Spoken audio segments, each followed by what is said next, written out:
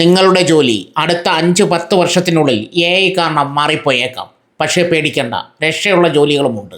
Artificial intelligence അഥവാ AI തൊഴിൽ മേഖലയിൽ വലിയ മാറ്റങ്ങളാണ് കൊണ്ടുവരുന്നത്.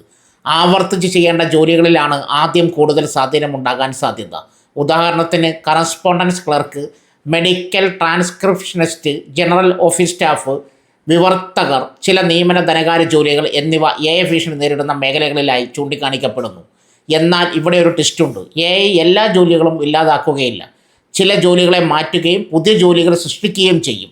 അതുകൊണ്ട് ഭാവിയിലേക്ക് നോക്കുന്നവർക്ക് AI business consultant, AI strategy manager, data driver marketing, robotics, AI power analyst തുടങ്ങിയ മേഖലകൾ പരിഗണിക്കാം.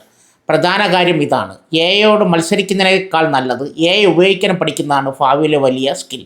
നിങ്ങളുടെ ജോലി AI കാരണം മാറുമോ എന്നറിയണമെങ്കിൽ ഈ വീഡിയോ ഷെയർ ചെയ്യൂ, ചാനൽ സബ്സ്ക്രൈബ് ചെയ്യൂ.